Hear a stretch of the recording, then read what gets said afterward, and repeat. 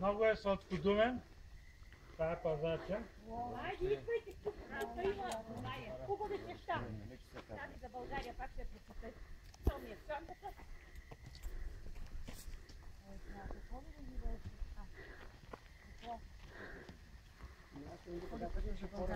Предния път идваме тук и само е едно момиче.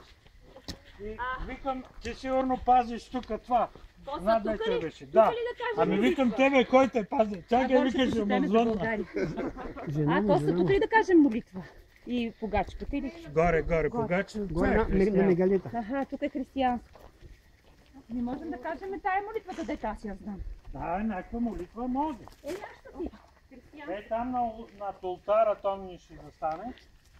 Даже мисля, че ония камък си е от старо светилище. Там на ъгъла. Виждаш ли го насам? Я покажи. Он е там, зад сидата е стар камък, защото си е на мястото, не е мърдна.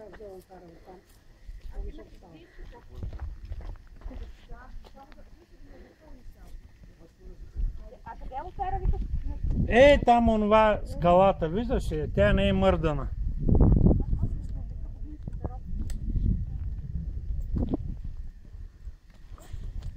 И ти така си в бяло, спокойно, няма се.